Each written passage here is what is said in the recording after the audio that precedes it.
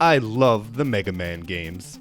Maybe not as much as a certain other reviewer, but there's a general consensus among the community. Capcom was a powerhouse, turning out hit after hit, and this series is no exception, with 6 titles on the one console alone.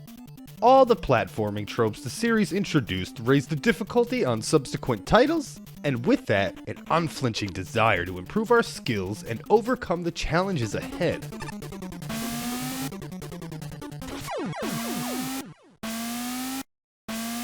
From my experience, when a company releases 6 entries of one series on a console, but only one on the preceding generation, it's safe to say a series is dead. They moved on from the old style and embraced a new line of Mega Man games with faster gameplay and even tighter controls.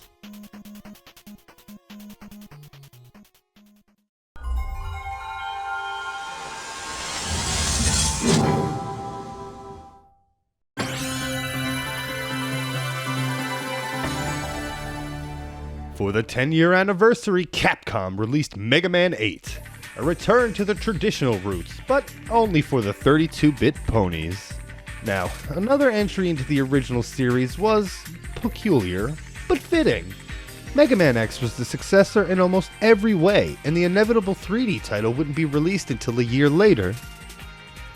3X games deep, and longtime players accustomed to the Blue Bomber's much improved maneuverability, how did this 32-bit 2D platformer add to an already illustrious series?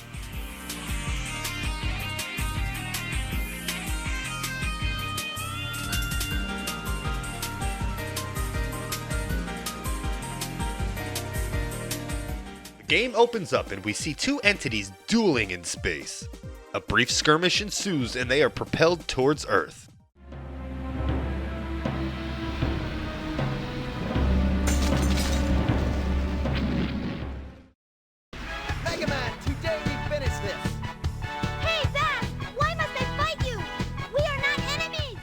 It's here where Mega Man and Rush are reluctantly locked in battle with bass and treble. After some words and attacks are traded, Mega Man flees with Roll and tends to more important matters. You see, Doc Light over here informs you of a strange meteor with evil energy has collided with Earth and asks Mega Man to retrieve it. I'm on it. Thank you, Mega Man. If you can, please bring the meteor back. Okay. An intro stage can be great to set up the pace for a game and teaching new mechanics to a player, as well as general movement. But this is a Mega Man game, and as such, I really don't have much to say about the gameplay. The mechanics will make series vets feel right at home.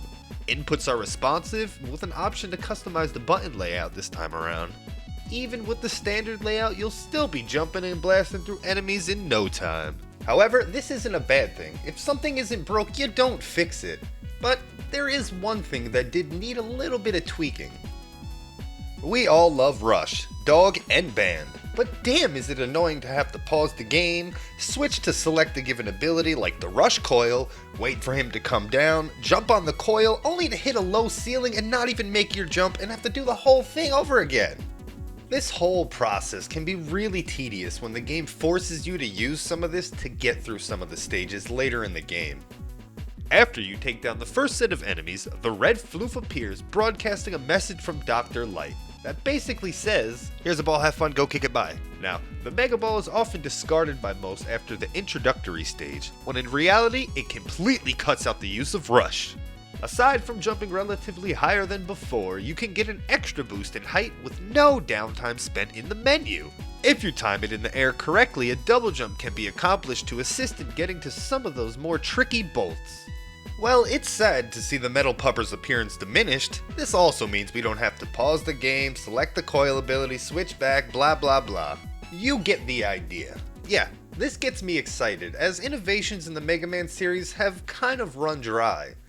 Speaking of running dry, they use the same bolt system that they used in 7. These are collected throughout the game and used in a shop. Unlike that game, bolts are finite and used to purchase upgrades. Things like a reduced charge shot time, the ability to shoot 5 shots instead of 3, and you can climb ladders a little bit faster. All of these abilities provide assistance, though I can't say that they're necessary. Now, Mega Man 8 did try to expand on normal conventions by simply allowing Mega Man to swim. Mega Man first takes a dive during the opening stage where the game introduces you to the idea in safe water. Coincidentally, you also learn about some of the hidden bolts, putting the idea of searching all the corners of the stage into your head. We defeat the first boss and arrive at the meteor crash site. Once there, Dr. Wily comes in to swoop away whatever landed. Now the world is mine! But that evil bastard glanced over a robot still in the hole.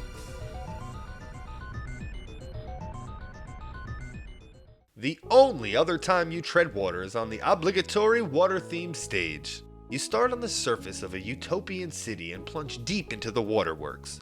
All the scenic changes and the music here help to create a sense of wonder. Well, Aquaman is a pushover himself.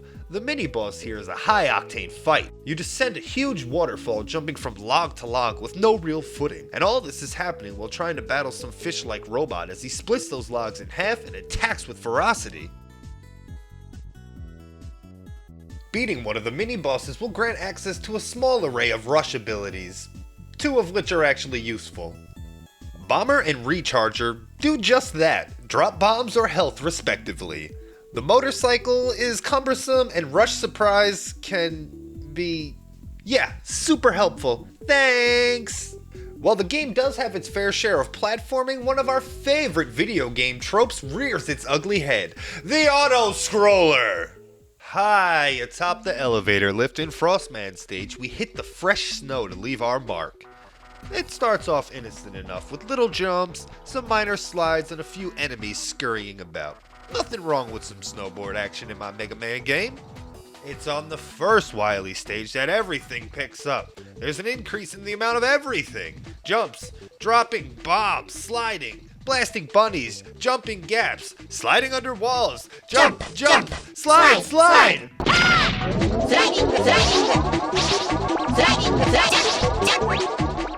If anything, the worst offender is that robot calling out those subtle cues. And by subtle, I mean you hear it every 2 damn seconds.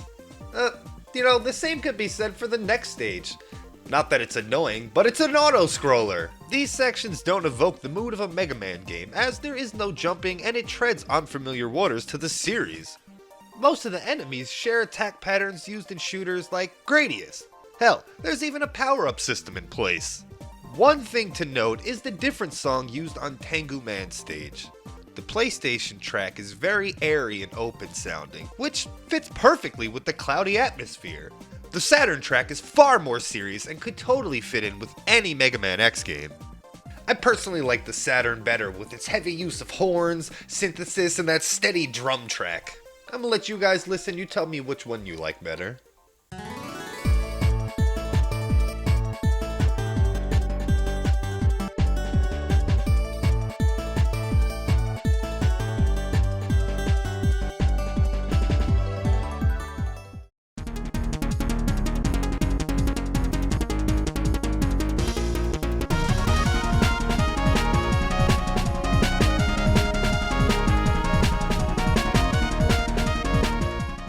Over on the second Wily stage, this idea is revisited.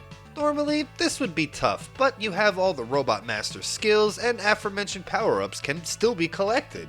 The only real threat comes from the boss and waiting for him to reveal his weak spots.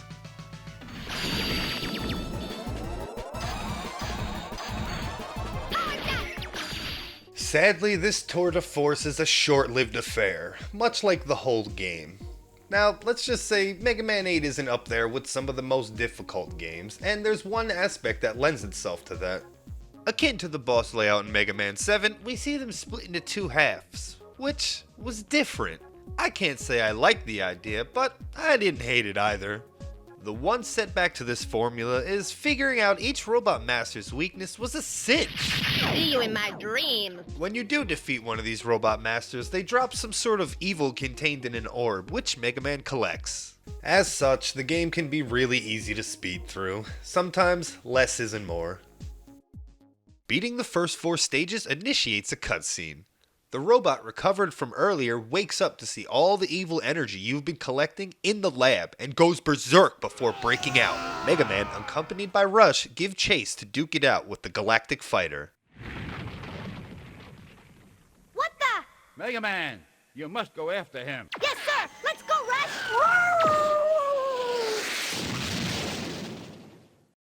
Before you can get a word in edgewise, Proto Man barges in to break up the fight, and that big-handed bastard takes off again. It seems he was heading to Wily's tower, so they jump down to further investigate. But Mega Man gets captured by a gigantic bot, with Rush getting crushed in the process.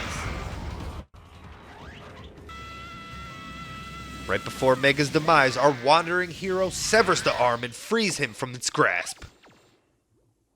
He introduces himself as... My name is Duo. I was born with the sole purpose to eliminate the evil energy from this universe. Listen to that thing! And swoops in for the kill move. This scene is badass. Okay.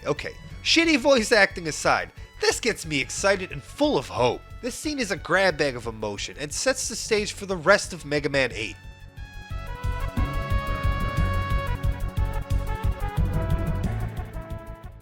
I really didn't find many differences between the two ports, aside from a few enemies tucked away in different corners, and 2 extra boss fights that come in the form of Cutman and Woodman. These additions don't really make the Saturn version worth owning, but it's an added bonus never seen anywhere else. During the battles, we hear remixed versions of their respective stage songs, and it's badass. Only problem is once they're defeated, they only drop a bolt and Mega Man moves on. Dare I say that it was a total missed opportunity to not give the player those 2 abilities. Now, this really would have handed Sega the upper hand in this situation just for the one game, but I'm pretty sure that Capcom is just trying to keep like a good rapport with both companies, Sony and Sega, I guess. I don't know. What's that old saying? You don't shit where you eat. When it comes to presentation for Mega Man 8, Capcom took full advantage of the hardware with cutscenes, CD quality music, and large colorful sprites. Speaking of sprites, damn does this game look sharp! I simply love the fact that everything is done in pixels. That's one thing we can say for the OG series of games. They never went 3D. The animation for all of this is equally as beautiful. Mega Man's stride, enemies, and all the dialogue boxes are fully realized with no corners cut by animators.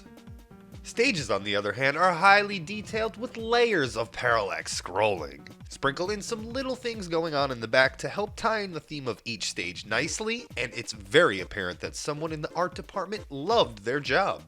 It's the attention to presentation that will keep Mega Man 8 a special game to me. In a low polygon world, Capcom took risks that paid off in keeping the game timeless. The cutscenes are one of the main things talked about when Mega Man 8 is actually brought up.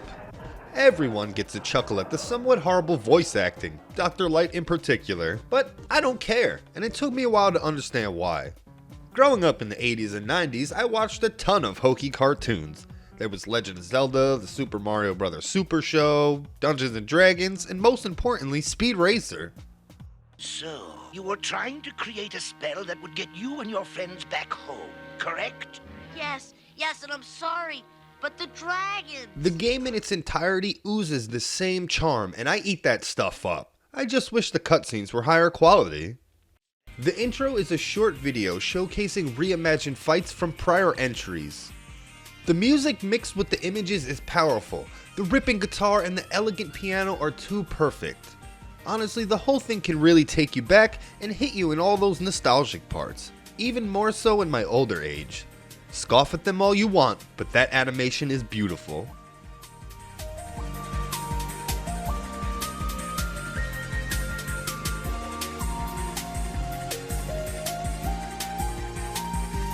Thank you, Duo.